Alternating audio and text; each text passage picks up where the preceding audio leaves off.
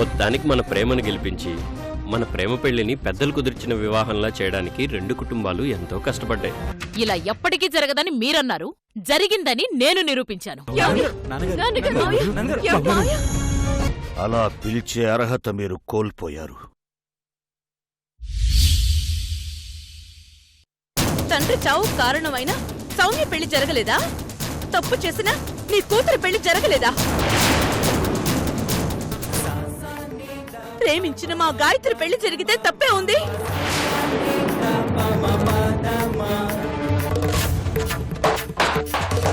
Correct గా చెప్పారమ్మా. మీరు చెప్పింది మనసున్నోళ్ళు ఎవరికైనా అర్థమవుద్ది. అమ్మా, ఈ జనాలు ఎక్కడ తిన్నది అక్కడే మర్చిపోతారు. గుర్తు పెట్టుకునే అంత గుణం వీళ్ళకి ఎక్కడుందా? నా మాట వినండి.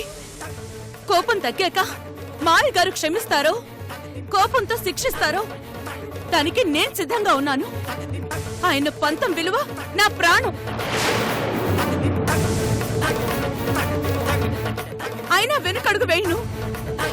మీరు మాత్రం నా గాయత్రి పెళ్లి జరిపించండి. నీ మాయమాటలు నమ్మేయడానికి వీళ్ళేవి వెర్రివాళ్ళు కాదు.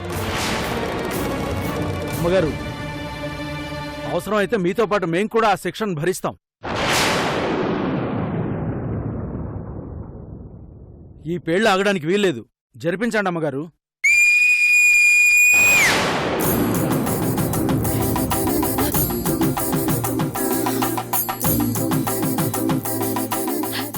పంతులు గారు మొదలు పెట్టండి. అలాగేనమ్మా. ఓం హిరణ్యవరుణాం హరిణీం సువర్ణాం చంద్రాం హిరణ్మయీం లక్ష్మీం జాతవేదో మమామహ తాం మహామహజాతవేదం లక్ష్మీమణిప్రకాశినీం తస్యాం హిరణ్యం విందేయం గామస్వం పురుషానహం మాంగళ్యధారణ ముహూర్తస్సు ముహూర్తో అస్తు. బాబు, మాంగళ్యధారణ జరుగుతోంది. గట్టి మేళం వాయించండి.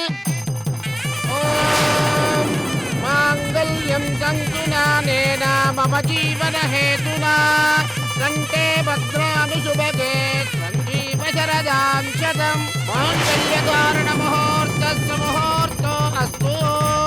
శతమానం భవతి శతాయు పురుషస్యేంద్రియ ఆయుష్యేవేంద్రియే ప్రతిష్టతి.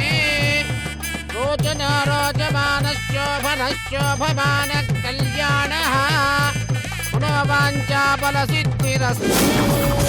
అగ్నిరవతిర్భవ ఆదిత్యాధిపతేజో భవ విష్ణురివ శ్రీమాన్ భవ బ్రహ్మాయురాయుర్భవ ఆయురాయుర్భవ ఇమే శ్రియే పద్మహస్తే సుగంధే వక్షస్థలై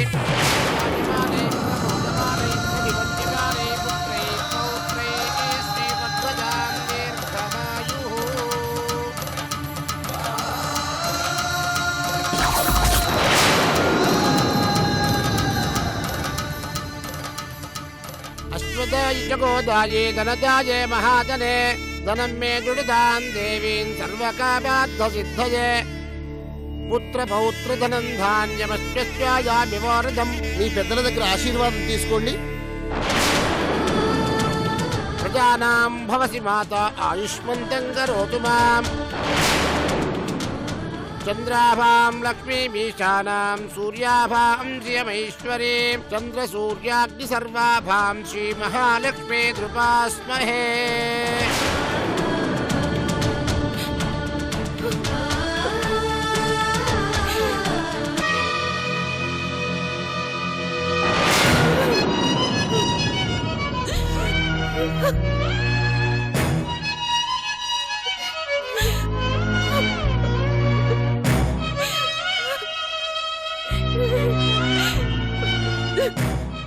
నా కన్నీళ్లే నీకు అక్షింతలవుతాయని అనుకోలేదమ్మా.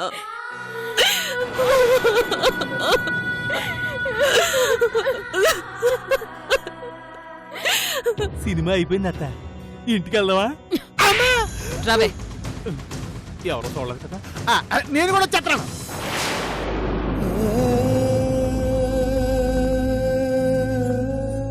పక్కూర్లో బాగా చదువుకున్న అబ్బాయి ఉన్నారంట మావయ్య గారు. గోల్డ్ మెడలిస్టట. ఆ విషయమే మీతో చెప్పాలనుకున్నాము.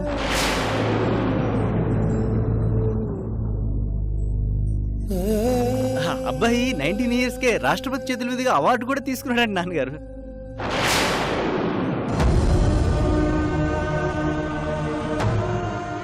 ఆడవాళ్ళని గౌరవించడం, ఆపదలో ఉన్న వాళ్ళని ఆదుకోవడం లాంటి మంచి లక్షణాలున్నాయంటండి.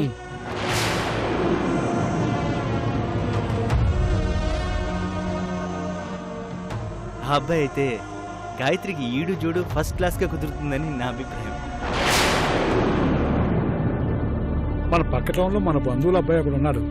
బాగా చదువుకున్నవాడు, బుద్ధిమంతుడు, గుణవంతుడు, నలుగురికి సహాయం చేసేవాడు, నలుగురితో కలిసిపోయేవాడు. నువ్వు ఆ రోజు మా ఊరి ఉత్సవాల్లో భీముడ్రా ఎత్తినవాడివి కదూ?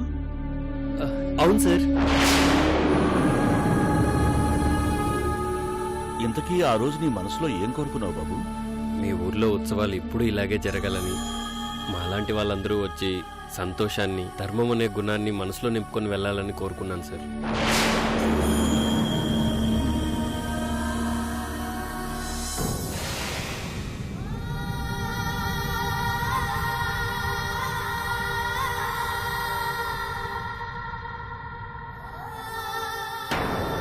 నాకు నచ్చాడో లేదో తర్వాత చెప్తాను. ముందు మీ అభిప్రాయం చెప్పండి. మాకెప్పుడో నచ్చాడు నాన్నగారు.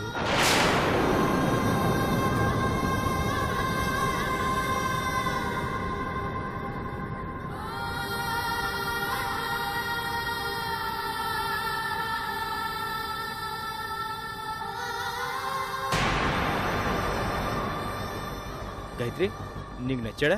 నచ్చకపోతే చెప్పు, మరో 100 మందినైనా చూద్దాం. నాన్నగారికి నచ్చితే నాకు ఓకే.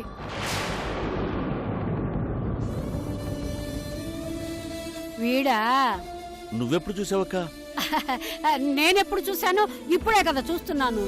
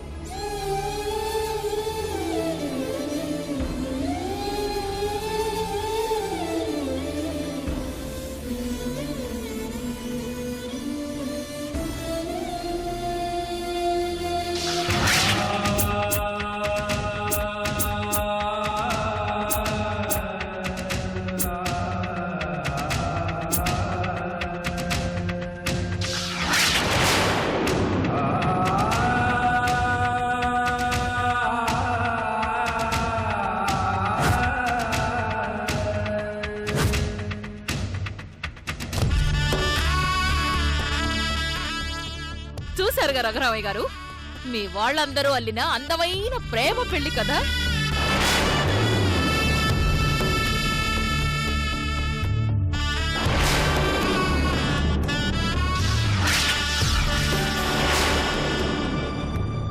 చేశావు రఘురామయ్య, చాలా పెద్ద అన్యాయం చేశావు, చాలా పెద్ద పాపం చేశావు. అందుకే ఈ రోజు శిక్ష అనుభవిస్తున్నావు. నీ మీద, నీ కుటుంబం మీద బురద చల్లాను. ఇలా చల్లి చల్లి నిన్ను కప్పెట్టేస్తాను, నిన్ను భూస్థాపితం చేసేస్తాను.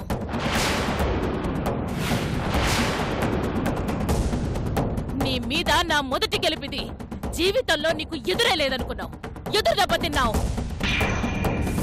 నిన్ను ఈ పరిస్థితికి తీసుకురావాలని, ఊరి జనం ముందు నువ్వు తల వంచుకొని నిలబడేలా చెయ్యాలని 14 సంవత్సరాల నుంచి ఎదురు చూస్తున్నాను. ఆ కోరిక ఈ రోజు నెరవేరింది. అమ్మలారి, ఎలా ఉంది నా గెలుపు? ఎంత అనుకున్నా పెళ్ళైతే ఆపలేకపోయావు కదమ్మా. శత్రువుని ఓడించటంలో 2 రకాలుంటాయి.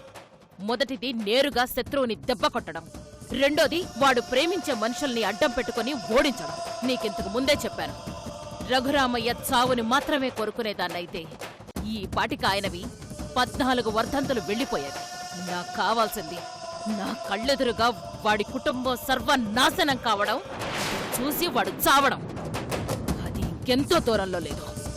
ఏది ఏమైనా ఈరోజు నాకు చాలా సంతోషంగా ఉంది.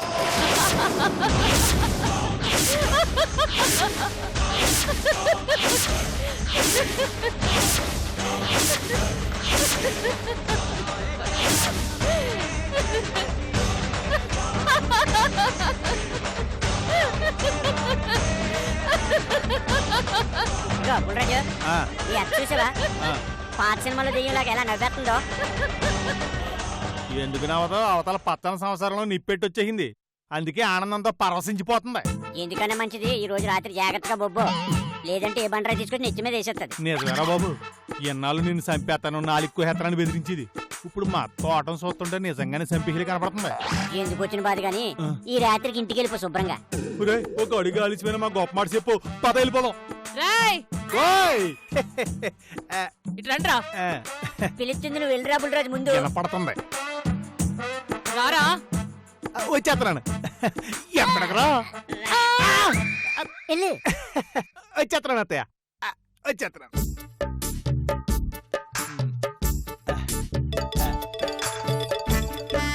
ఏంటి అత్తయ్య? బతుకుంటే రేపు కలుద్దాం బుల్రాజు. రేయ్, నీ కంటికి భద్రావతి అమాయకురాల్లాగా కనిపించిందరా? నువ్వు 10 ఆలోచించేలోపు నేను 100 ఆలోచిస్తా. నువ్వు చేద్దామనుకునేలోపు నేను చేసేస్తా. అవసరమైతే చంపేస్తా. అందరిలో నన్ను దోషిలా నిలబెట్టాలని చాలా పెద్ద ప్లాన్ వేసినట్టున్నావు. అబ్బా, అలాంటిది ఏం లేదండి. నోర్మోయ్! రేయ్, పావుని పక్కన పెట్టుకొని బ్రతుకుతున్నాను. ఎంత జాగ్రత్తగా ఉండాలో నాకు తెలీదా? నువ్వు ఆ గాలిగాడు కలిసి నా ఫోన్ దొంగతనం చేసి వెధవేషాలు వేసినంత మాత్రాన అందరిలో వెర్రిదాన్నైపోతాననుకున్నారా? నా పరువు పోయినా పర్వాలేదు గాని ఆ రఘురాం గౌరవం పోకూడదని ఎంత ప్లాన్ చేసావురా? రేయ్, ఇంకొక్కసారి ఇలా చేసావంటే నిన్ను చంపేసి ఉప్పు పాతరేస్తాను. పోలీస్ కుక్కలకి వాసన కూడా తెలియదు.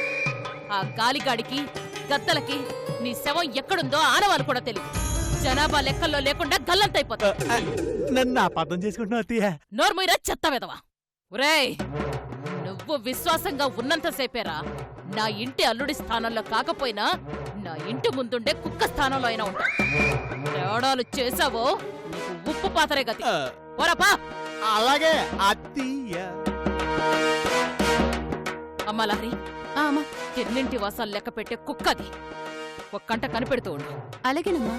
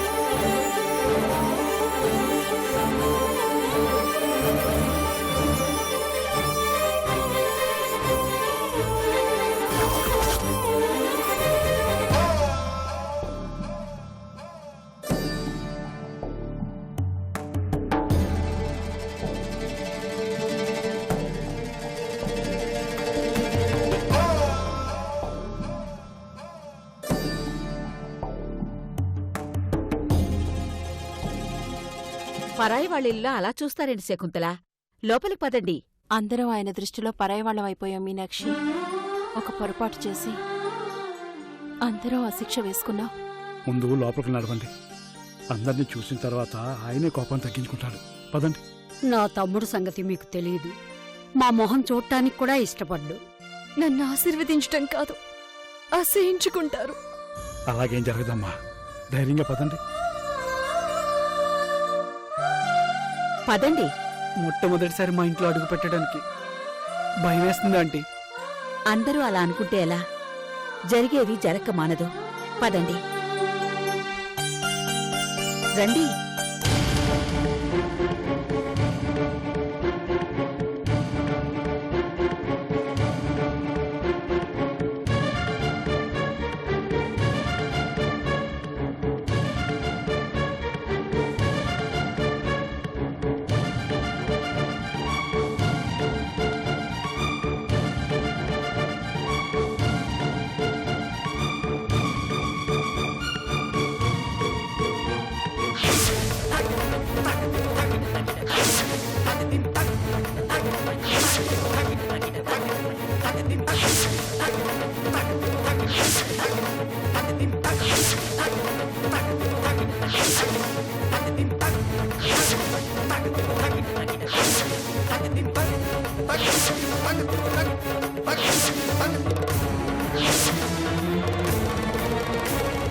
బావగారు పిల్లలు వచ్చారు, ఒక్కసారి చూడండి. అన్నయ్య, మీ ఆశీర్వాదం కోసం పిల్లలొచ్చారు. ఒక్కసారి వాళ్ళని చూడండి. బావగారు జరిగింది ఏదో జరిగిపోయింది, కాస్త పెద్ద మనసు చేసుకోండి.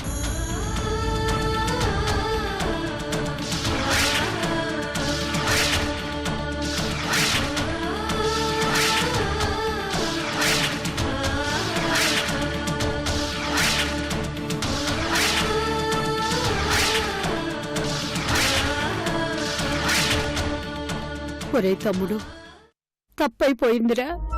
దేవుళ్ళంటి నిన్ను మోసం చేయటం క్షమించరాని నేరమేరా. మా అందర్నీ ఒక్కసారికి క్షమించరా. ఏమండి, ఆ సమయంలో నా కూతురి ప్రాణం కాపాడుకోవడానికి మరో దారి లేకి అలా చేశాను తప్ప మిమ్మల్ని మోసం చెయ్యాలని కాదు. మాకు మీరు ఎలాంటి శిక్ష వేసినా అనుభవిస్తాం. దయచేసి మమ్మల్ని క్షమించండి.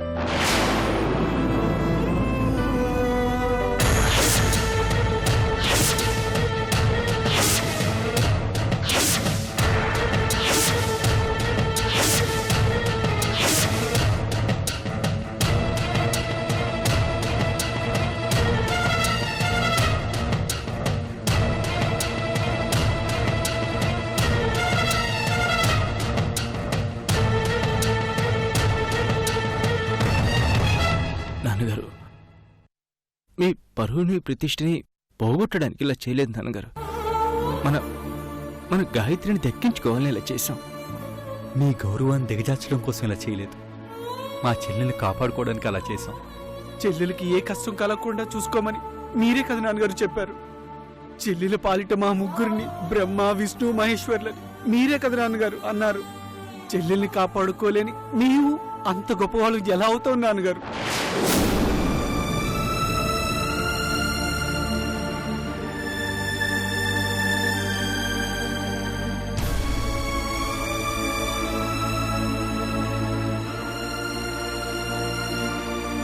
బావగారు, బావగారు ఒక్కసారి లేవండి. అప్పగింతలప్పుడు మిమ్మల్ని వదిలి వెళ్ళలేక కన్నీరు పెట్టుకోవలసిన ఆడపిల్ల మీ ఆశీర్వాదం కోసం కన్నీరు పెట్టుకుంటుంది. ఒక్కసారి లేచి కూతుర్ని ఆశీర్వదించండి.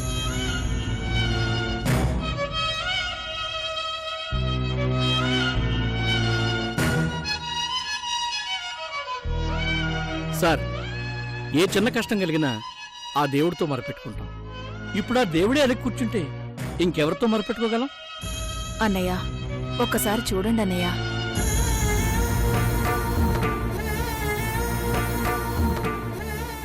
ఏమండి, ఒక్కసారి లేవండి. నాన్నగారు, నాన్నగారు, ఏమండి?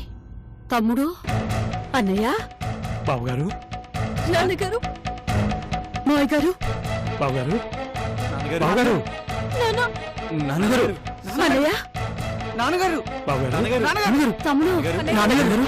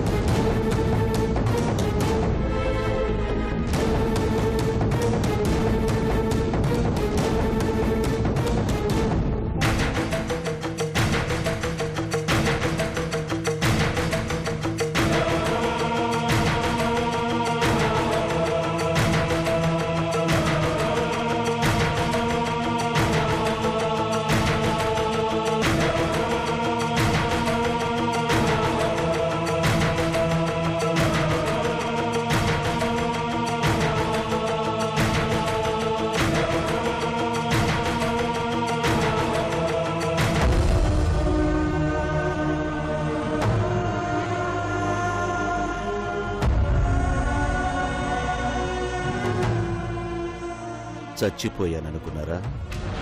బావగారు